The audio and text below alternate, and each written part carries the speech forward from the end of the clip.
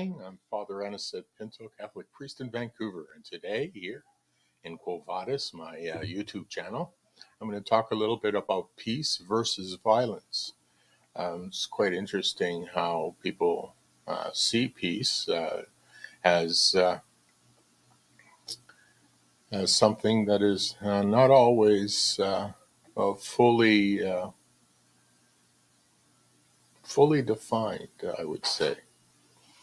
So let's first look at the Bible and how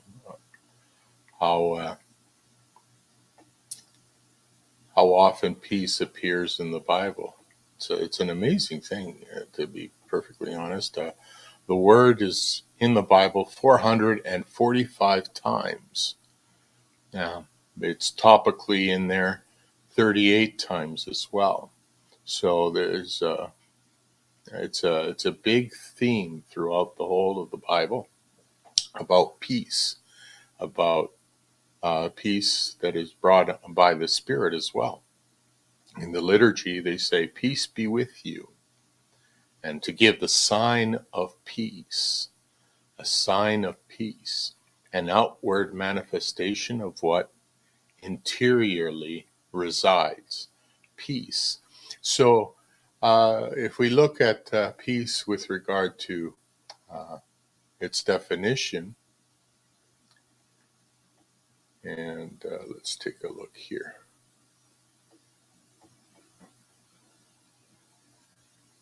Because it's often defined in a way that everybody can agree on, of course, but is not as fully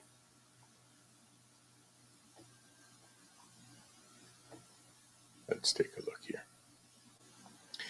It's a concept of social friendship and harmony in the absence of hostility and violence. But in a social sense, peace is commonly used to mean a lack of conflict, such as war, and freedom from fear or violence between individuals or groups. I think that second part is what the majority of people see as peace, that it's not, it's something that does not appear in action. Interiorly, the person might be in disharmony, they might even be hostile, but it's not manifested outwardly in some act. So I think most people would understand that, especially if it's two nations warring at each other after they sue for peace and peace happens. The hostilities between those two nations may still exist within the nation, people versus a people. But outwardly, there's lack of conflict, which means that there's essentially a peace. A peace exists between the two nations. They're no longer fighting. They're no longer at war. But that's not what the Bible means by peace. Peace is more interior. It's something that the Spirit, it's given to the Spirit. It's something which goes beyond the outward manifestations. It abides deep within. I mean, when you're at peace with yourself, when you're at peace from interior conflict, you're maybe then you are truly at peace. But also, and now we want to counterposition this with regard to violence. Violence, it's in the Bible as well. And we'll take a look at that first of all, the violent, and see how often it appears in the Bible.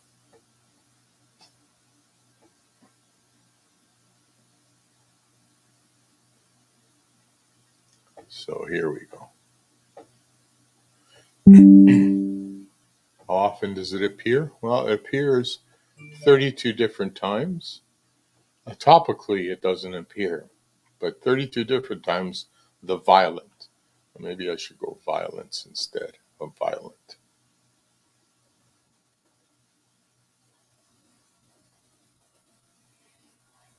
86 times violence, and topically 5 times. So we see that there is violence in the Bible. Now, in modern and cultural understanding, violence is always a bad thing. It's never a good thing.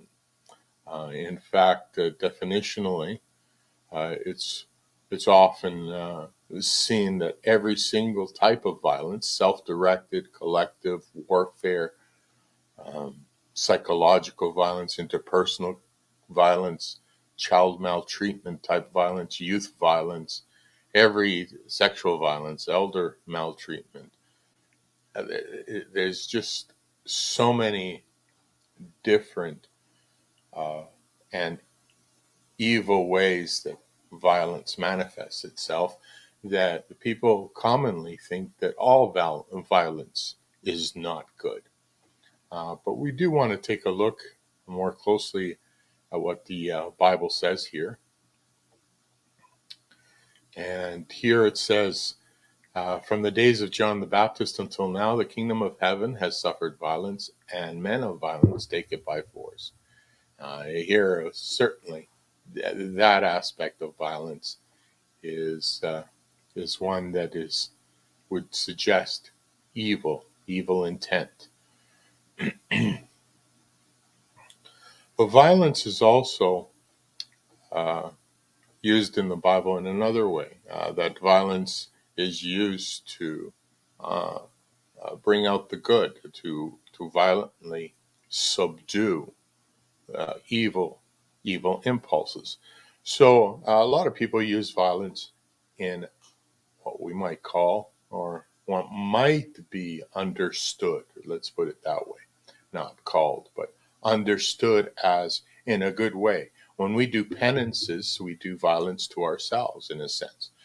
We stay away from the things that might make us feel good, and we do things that might make us feel bad in order to uh, emphasize a good that comes afterwards. For instance, the penances of Lent, where you do fasting, almsgiving. These are things when you give away things that you might not be good for you to give away even. Um, and it's a way of doing a kind of violence on yourself in order to get a good result, which is union with God, a shared compassion with Him. Compassion is kind of nice because you enter into His passion as well. You might, in some ways, try to subdue your own desires for evil by doing violence to those desires.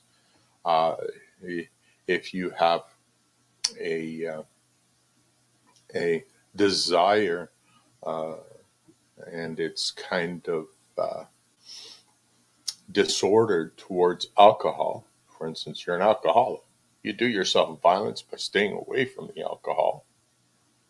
You go through a withdrawal, you go through a lot of pain and suffering before you can say, I am free of that vice now. Same thing that drug users do as well. Alcoholics Anonymous and uh,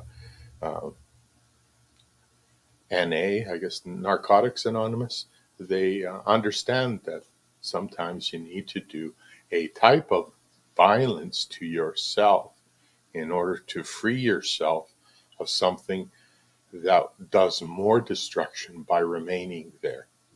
Uh, Often that's no longer expressed as part of the meaning of violence. Everything I hear now is that all violence is evil. There's not a good. There's not nothing good in any violence. But yet, if we take a look at that in particular, I think we can see that violence is not always evil in and of itself. It might be a way of liberating you from something that is evil. And so Just wanted to come on today and do a short video on peace versus violence. How so often peace doesn't manifest all that the definition of peace would imply, that it not always takes into account something interiorly or something that is not seen. Um, and in the same way, violence. That violence is not always in and of itself evil, and that it at times can be uh, a tool to restore what is good. Uh, Thank you very much. If you do like this video, please do press the like, and please do subscribe as well and ring that bell to get notifications of any further videos that I will be posting. Thank you again. Goodbye.